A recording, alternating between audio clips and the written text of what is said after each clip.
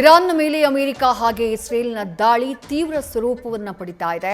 ಹಲವು ಕಟ್ಟಡಗಳನ್ನು ಗುರಿಯಾಗಿಸಿ ದಾಳಿಯನ್ನ ಮಾಡಲಾಗಿದೆ. ಕಟ್ಟಡಗಳು ಧರಾಶಾಹಿಯಾಗ್ತಾ ಇವೆ, ಕಟ್ಟಡಗಳು ಬೆಂಕಿಗಾಹುತಿಯಾಗ್ತಾ ಇವೆ. ಆತಂಕದ ಸನ್ನಿವೇಶ ಇರಾನ್ನಲ್ಲಿ ನಿರ್ಮಾಣ ಆಗಿದೆ. ಮತ್ತೊಂದು ಕಡೆ ಇರಾನ್ ಮಾಡ್ತಾ ಇರುವಂತಹ ಪ್ರತಿ ದಾಳಿಯಿಂದಾಗಿ ಇಸ್ರೇಲ್ನಲ್ಲೂ ಕೂಡ ಆತಂಕದ ವಾತಾವರಣ ಇದೆ.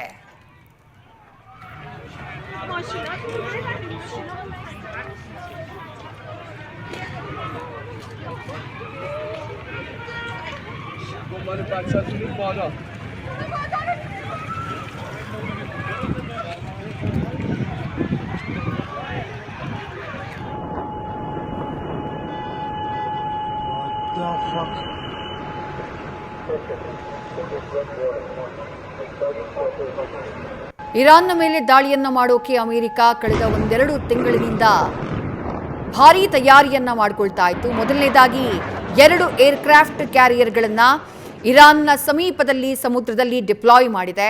ಅದರಲ್ಲಿ ಒಂದು USS ಅಬ್ರಾಹಂ ಲಿಂಕನ್, ಮತ್ತೊಂದು USS ಗೆರಾಲ್ಡ್ ಆರ್ ಫೋರ್ಡ್. ಈ 2 ಸಮರ ನೌಕೆಗಳನ್ನು, ಯುದ್ಧ ವಿಮಾನಗಳನ್ನು ಹೊತ್ತು ಸಾಗುವಂತಹ ನೌಕೆಗಳಿವು, ಹಡಗುಗಳು. ಆ ಹಡಗುಗಳನ್ನು ಡಿಪ್ಲಾಯ್ ಮಾಡುವಂತಹ ಕೆಲಸ ಮಾಡಿತ್ತು. ಈ ಹಡಗುಗಳ ಮೂಲಕ ದೊಡ್ಡ ಮಟ್ಟದಲ್ಲಿ ಇರಾನ್ನ ಮೇಲೆ ದಾಳಿಯನ್ನ ಸಂಘಟಿಸುವುದಕ್ಕೆ ಅಮೆರಿಕ ತಯಾರಿಯನ್ನ ಮಾಡಿಕೊಂಡಿತ್ತು.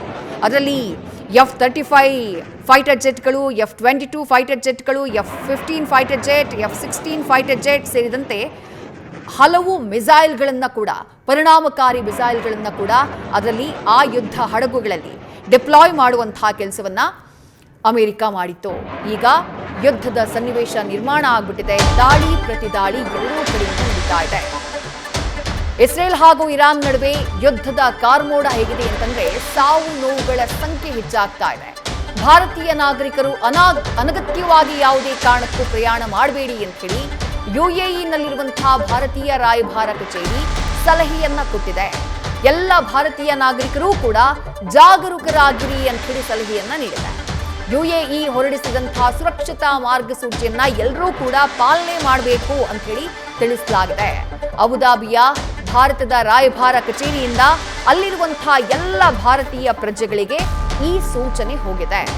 ಆಗಲೇ ಚಂದ್ರಶೇಖರ್ ಅವರು ಮಾತನಾಡ್ತಾ ಇದ್ದಂತಹ ಸಂದರ್ಭದಲ್ಲಿ ಇದನ್ನೇ ಹೇಳಿದ್ದು. ಭಾರತೀಯರು ಟೋಲ್ ಫ್ರೀ ಸಂಖ್ಯೆ 800 ಹಾಗೆ ಆ ಎಕ್ಸಾಕ್ಟ್ ನಂಬರ್ ಏನಿದೆ ಆ ನಂಬರ್ನ ಅಲಾಟ್ ಮಾಡುವಂತಹ ಕೆಲಸವನ್ನ ಸದ್ಯ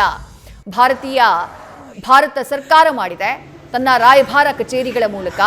ಯಾಕಂದ್ರೆ ಮಧ್ಯಪ್ರಾಚ್ಯ ರಾಷ್ಟ್ರಗಳು, ಆ ರಾಷ್ಟ್ರಗಳಲ್ಲಿರುವಂತಹ ಅಮೆರಿಕಾದ ಸೇನಾ ನೆಲೆಗಳನ್ನ ಗುರಿಯಾಗಿಸಿ ಅಟ್ಯಾಕ್ ನಡೀತಾ ಇದೆ. ಅಬುದಾಬಿ ಇದರಲ್ಲಿ ನೇರವಾಗಿ ಇನ್ವಾಲ್ವ್ ಆಗಿಲ್ಲ, UAE ನೇರವಾಗಿ ಈ ಯುದ್ಧದಲ್ಲಿ ಇನ್ವಾಲ್ವ್ ಆಗಿಲ್ಲ. ಆದರೆ ಈ UAEನಲ್ಲಿರುವಂತಹ ಯುನೈಟೆಡ್ ಅರಬ್ ಎಮಿರೇಟ್ಸ್ನ ಹಲವು ನಗರಗಳಲ್ಲಿ ಅಮೆರಿಕಾದ ಸೇನಾ ನೆಲೆಗಳಿದ್ದಾವೆ. ಇರಾನ್ ಆ ಸೇನಾ ನೆಲೆಗಳನ್ನ ಗುರಿಯಾಗಿಸಿ ಅಟ್ಯಾಕ್ ಮಾಡ್ತಾ ಇದೆ. ಹೀಗಾಗಿ ಈ ಭಾಗದಲ್ಲಿರುವಂತಹ ಭಾರತೀಯರು ಏನಿದ್ದಾರೆ, ನೀವು ಎಚ್ಚರವಾಗಿರಬೇಕು, ಅಲರ್ಟ್ ಆಗಿರಬೇಕು ಅನ್ನುವಂತಹ ಸೂಚನೆಯನ್ನ ಭಾರತೀಯ ರಾಯಭಾರ ಕಚೇರಿಯಿಂದ ಆಯಾ ನಗರಗಳಲ್ಲಿ ಹೊರಡಿಸಲಾಗಿದೆ. ಉದಾಹರಣೆಗೆ ಬಹ್ರೈನ್ನಲ್ಲಿ US navy fifth fleet head quarters ಇದೆ. ಆಗ್ಲೇ ಚಂದ್ರಶೇಖರಯ್ಯ ಅವರು ಅದನ್ನೇ ಹೇಳ್ತಾ ಇದ್ದಿದ್ದು. ಅವರು ಇದ್ದಂತಹ ಜಾಗದಿಂದ ಸುಮಾರು 15-16 ಕಿಲೋಮೀಟರ್ ದೂರದಲ್ಲಿ ಇದೆಯಂತೆ ಇದು. ಬೆಳಗ್ಗೆ ಅದ್ರ ಮೇಲೆ ಅಟ್ಯಾಕ್ ಆದಾಗ ಆ ಶಬ್ದ ಇವರಿರುವಂತಹ ಮನೆ ಏನಿದೆ, ಕಟ್ಟಡ ಏನಿದೆ, ಅಲ್ಲಿ ತನಕ ಕೇಳಿಸಿದೆ. ಜೊತೆಗೆ ಕತಾರ್ನಲ್ಲಿ ಅಲ್ ಉಡೇಡ್ ಏರ್ ಬೇಸ್ ಅಲ್ಲೂ ಕೂಡ ದಾಳಿಯನ್ನ ಮಾಡಲಾಗಿದೆ. ಕುವೈತ್ನಲ್ಲಿರುವಂತಹ ಅಲ್ ಸಲೆಂ ಏರ್ ಬೇಸ್, ಇದು ಅಮೆರಿಕಾದ ಸೇನಾ ನೆಲೆ. ಜೊತೆಗೆ UAEನಲ್ಲಿರುವಂತಹ ಅಲ್ ದಫ್ರಾ ಏರ್ ಬೇಸ್ ಅದನ್ನ ಕೂಡ ಗುರಿಯಾಗಿಸಿದೆ ಇರಾನ್. ಹೀಗಾಗಿ ದಾಳಿಯ ಆತಂಕ ಈ ದೇಶಗಳಲ್ಲಿ ಇರುವಂತಹ ಭಾರತೀಯರ ಮೇಲೂ ಕೂಡ ಸದ್ಯ ಕಾಡ್ತಾ ಇದೆ. ಹಾಗಾಗಿ ಎಚ್ಚರದಿಂದ ಇರಿ ಅನ್ನುವಂತಹ ಸೂಚನೆಯನ್ನ ನೀಡುವಂತಹ ಕೆಲಸವನ್ನ ಭಾರತೀಯ ರಾಯಭಾರ ಕಚೇರಿಯ ಮೂಲಕ ಮಾಡಲಾಗಿದೆ.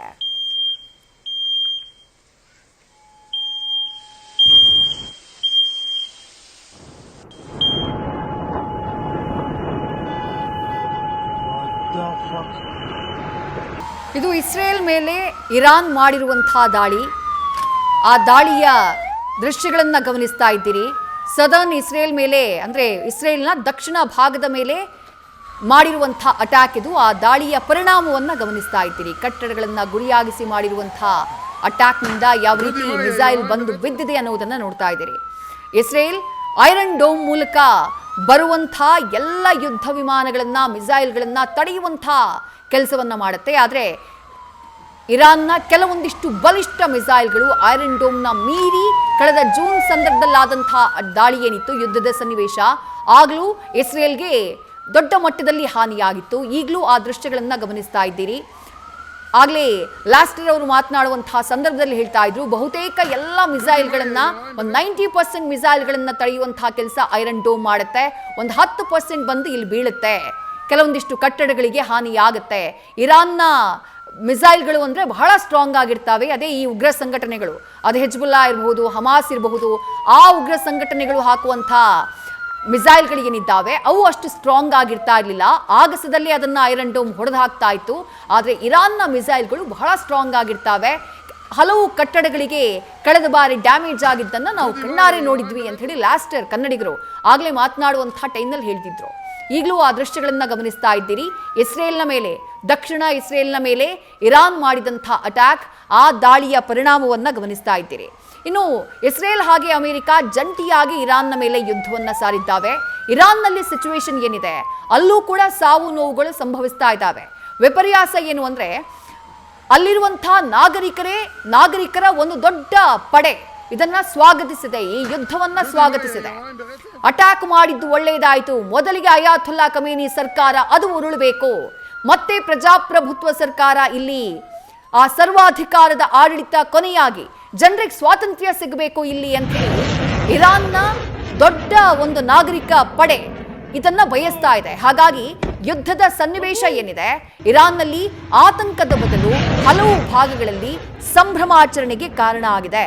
ಇನ್ನು ಇರಾನ್ನ ರಕ್ಷಣಾ ಸಚಿವ ಅಮೀರ್ ಹತಾಮಿ, ಆತನನ್ನ ಹತ್ಯೆ ಮಾಡಿದ್ದೇವೆ ಅಂತ ಹೇಳಿ ಇಸ್ರೇಲ್ ಈಗ ಘೋಷಣೆಯನ್ನ ಮಾಡಿಕೊಂಡಿದೆ.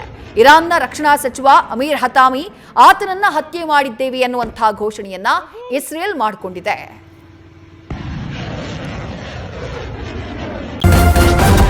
ನ್ಯೂಸ್ ಫಸ್ಟ್, ನಿರ್ಭೀತಿಯಿಂದ ನಿಮ್ಮ ಪರವಾಗಿ.